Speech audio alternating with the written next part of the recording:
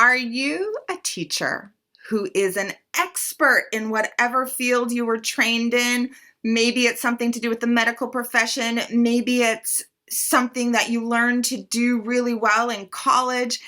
And now you're a teacher, but you have never actually been trained in how to teach.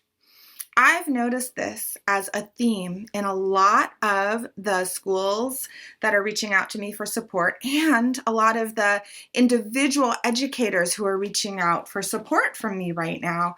Just as an example, a graduate student came to one of my last master classes on study skills because they wanted the tools for themselves, but also to teach their students, since graduate students typically are people who do a lot of teaching as well. And I was thrilled that they came to me. So today, actually, we're going to talk about just 3 pretty simple techniques that you can start adding to your teacher to be an incredibly effective teacher, whether or not you've gone through teacher education. And I can't wait to share these simple little techniques that you can start using now with you. Let's dig in.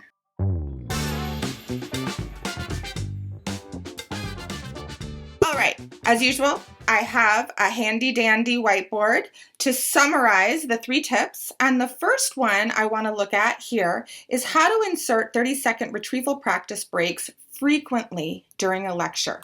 So let's talk quickly about what I mean by retrieval practice. That is the fancy terminology that neuroscientists use to describe the process the brain goes through when it tests itself to see what it knows and what it doesn't know. This does not mean a graded quiz.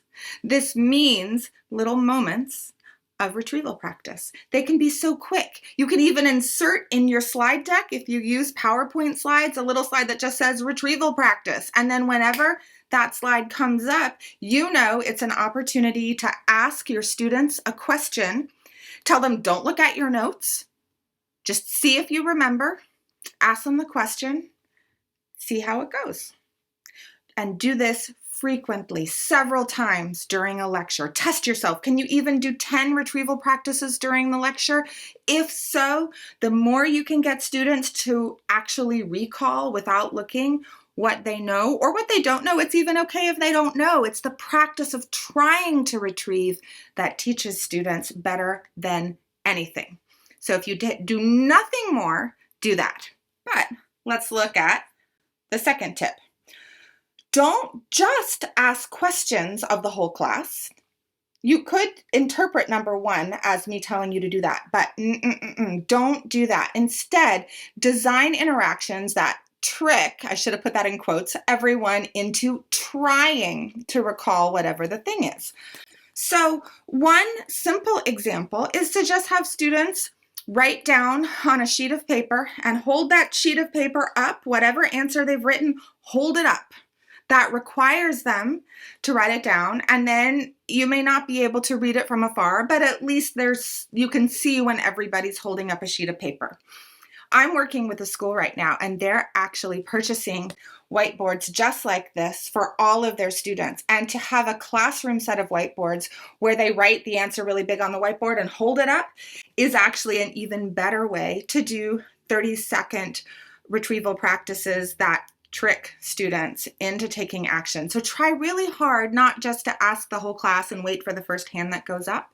Another thing you could do is cycle through all the names and just make sure that you're doing that through several class periods. But even then, if a student isn't called upon, they're probably going to relax their brain and not answer. And we want to trick everyone to try each of the retrieval practices. So that is step number 2.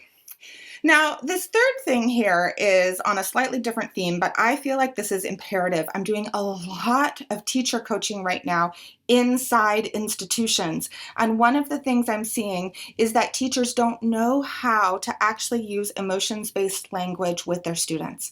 And so learning how to talk like a coach, not just a teacher, is actually a really important skill. And for this one, I invite you to go to gretchenwegner.com/consent. We'll put the link down below. And I have a free resource all about how to use, I should say, what I call the consent burger. It's a 3-step process with the top bun, the inner burger, and the lower bun to help you practice what it means to let students consent into why they're there and why they might even want to hear what you have to share. So give it a try, y'all. 30-second retrieval practice breaks. Designing interactions, a trick everyone to try. All at the same time, I should have added that. And then learn to talk like a coach, not just a teacher, with the consent burger. If you put one or more of these into action, I guarantee you'll start feeling like an even more effective teacher, even if you haven't been trained exactly how to teach.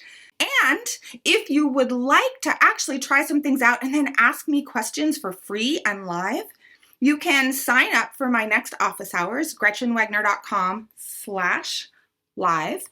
And I would be so happy to have a little chit chat with you about what you're learning when you try these techniques in the classroom or in your one-on-one sessions with students. And as always, and actually today, this video happens to be coming out on my 49th birthday. You could give me the best present in the world by clicking that like and subscribe, the little bell, all the things. You could even comment below. The more you interact with this video, the more I show up in the algorithms and the more people get to see these really useful tips. So thank you in advance for the little birthday present, and I will see you in the next video. Take care, y'all.